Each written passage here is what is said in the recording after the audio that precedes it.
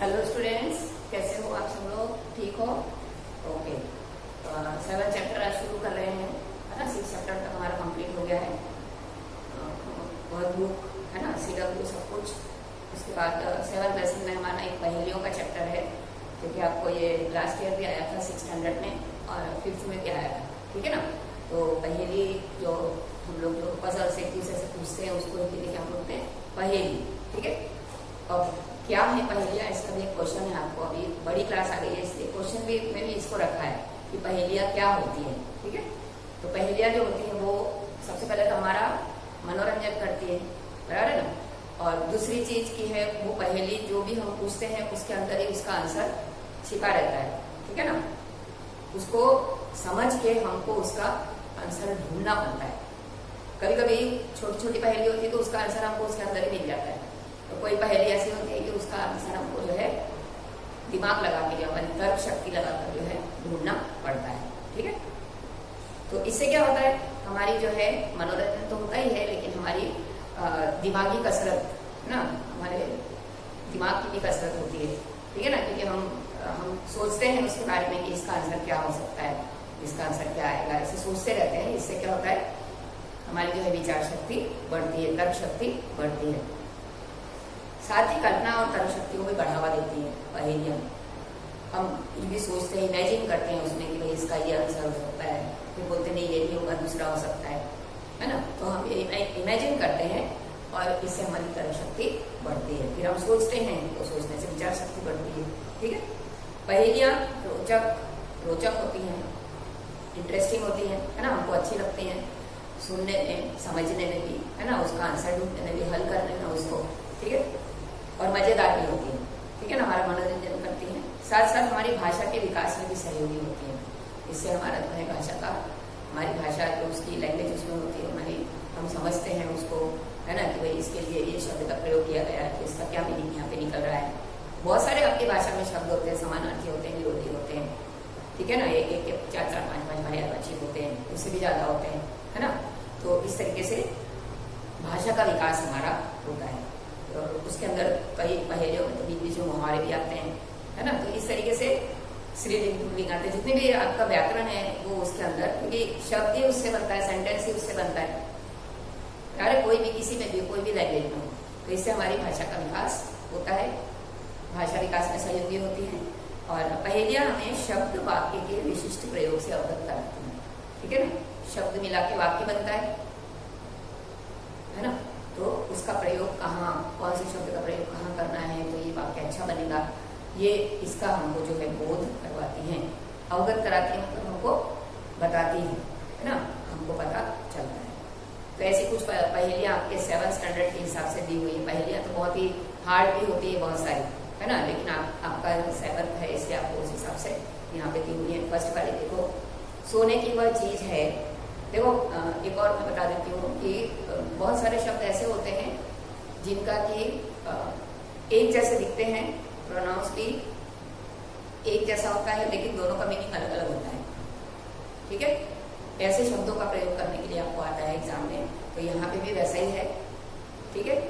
सोना शब्द जो है वो 2 जगह यूज होता है। एक तो हम लोग जो स्लीप करते हैं वो सोना है, और एक जो है वो मेटल है ना। 2 जगह का यहाँ पर, 2 का अर्थ यहाँ पे निकलेगा।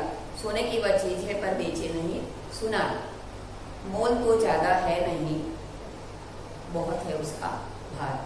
देखो 2 तरफ से क्या है कि सोना जो है वो बहुत कीमती चीज होती है, लेकिन ये सोने की चीज जो है वो उसकी कीमत बहुत ज्यादा नहीं है। मोल मतलब होता है दाम या कीमत, लेकिन उसका वजन बहुत होता है। सोने का क्या होता है, पैसा ज्यादा होता है लेकिन वजन बहुत कम होता है। दोनों की तुलना है यहाँ पर। और सुनार उसको नहीं बेचता है, सोने की चीज तो सुनार ही बेचते हैं, लेकिन वो एक सोने की चीज ऐसी है जिसको सुनार नहीं बेचता है। उसका भाव भी ज्यादा नहीं है, लेकिन बहुत वजनदार होती है। इसका लगाना है आपको, तो इसका अर्थ होता है चारपाई, है ना। चारपाई सोने की चीज होती है, उसको कोई सुनार नहीं बेचता, उसका सस्ती मिलती है ना, ज्यादा महंगी भी नहीं मिलती है, और वजनदार भी होती है उठाने में। आया समझ? इसका आंसर क्या आएगा? चारपाई। सेकंड देखो, एक नगर में ढेरों चोर, चोरों का मुंह काला, पूंछ पकड़कर खींच दो, झट हो जाए उजाला। है ना। अब चोर बताए हैं कि एक नगर ऐसा है जिसके अंदर बहुत सारे चोर हैं, है ना, और उन सब चोरों का मुंह काला है। उनको अगर हम पकड़ के घसीट देते हैं, मूंछ पकड़ के अगर उनको जोर से घसीट दो तो तुरंत उजाला फैला देते हैं, ठीक है ना। तो उसका दूसरा अर्थ निकलेगा आपका कि उसका अर्थ है, इसका आंसर है माचिस। जैसे माचिस में जो है एक डिब्बी होती है, डिब्बी जो है क्या है, उसको नगर बताया है, ठीक है ना, और उसके अंदर बहुत सारी माचिस की तीलियां होती हैं, तो वो जो है उनको चोर बताया है। तीलियों के आगे क्या होता है, ब्लैक कलर का होता है, जिसको हम उसमें आगे माचिस जलाते हैं। जब उसको आगे ये खींचते हैं ना, रगड़ते हैं, तो क्या होता है, माचिस उजाला देती है, माचिस जल जाती है, इसलिए उजाला हो जाता है। तो इसका आंसर क्या आएगा, माचिस, ठीक है। थर्ड नंबर देखो, पानी मेरा बाप पानी ही मेरा बेटा, ऊपर मुंह करके देखो तो सबके ऊपर लेटा, ठीक है ना। आप लोग साइंस पढ़ते हो, आपको सब कुछ पता है कि पानी कैसे इवोपरेट होकर ऊपर जाता है और फिर नीचे आता है, बराबर है ना। वापस से हमको मिल जाता है, समुद्र से जाता है, फिर वापस बादल बन के और फिर बरसता है और फिर हमको मिल जाता है। वाटर साइकिल पढ़ी है ना समझ, वैसा ही है। तो पानी जो है वो उसको कहा गया है उसका पिता, किसका, पानी ही मेरा बेटा, मतलब सब कुछ पानी ही है ना, उसी पानी से ही वो बनता है और पानी से खत्म होता है, ठीक है ना।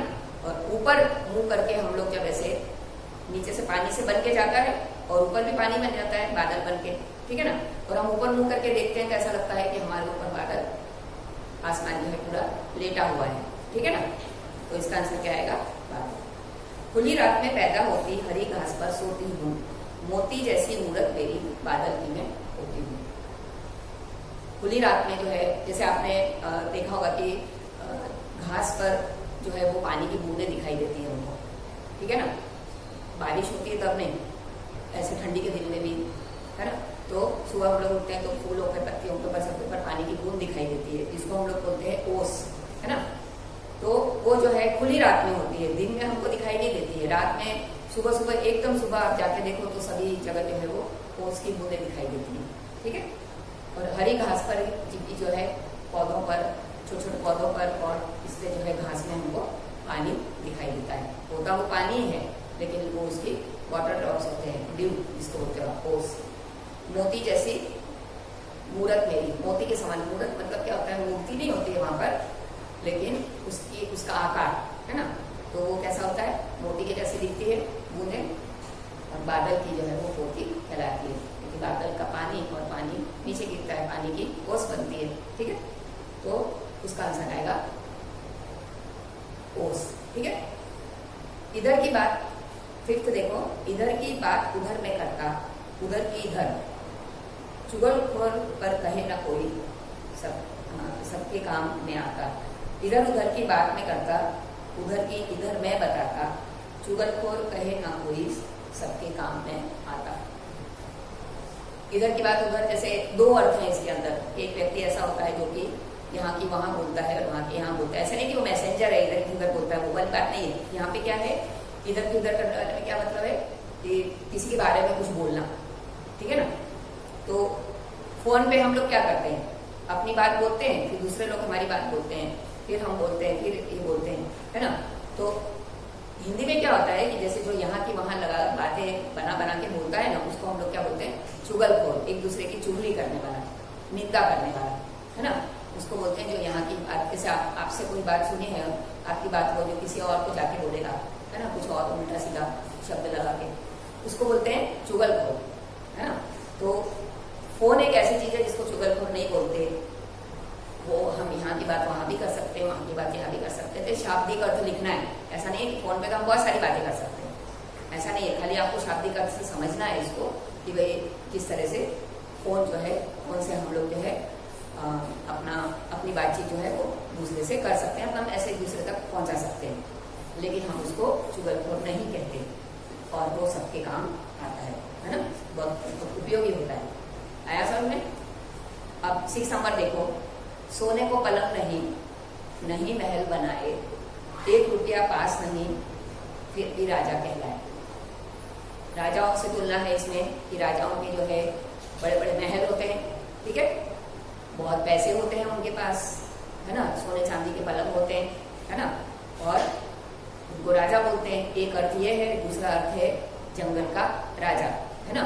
तो जंगल का राजा कोई पलक नहीं होता उसके पास, न कोई धन दौलत होता है, न कोई उसके पास महल होता है ना, न वो महल बनाता है, एक भी रुपया उसके पास नहीं होता, फिर भी उसको राजा बोलते हैं, है ना। राजा की पहले बताया कि राजा के पास क्या क्या होता है, लेकिन ये जो राजा है इसके पास कुछ नहीं होता है। ये पहेली है जिसका अर्थ है शेर, ठीक है। लास्ट देखो, 3 अक्षर का मेरा नाम, पानी देना मेरा काम, प्रथम कटे तो दल कहलाऊं, बीच कटे तो बाल कहलाऊं, ठीक है ना।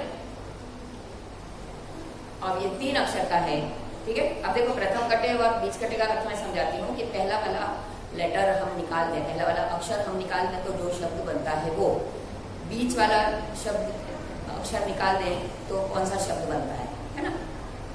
और एक और होता है अंत कटे, है ना, तो लास्ट वाला जो कटता है, जहाँ से हम लिखना शुरू करते हैं वहां से आखिरी वाला, है ना।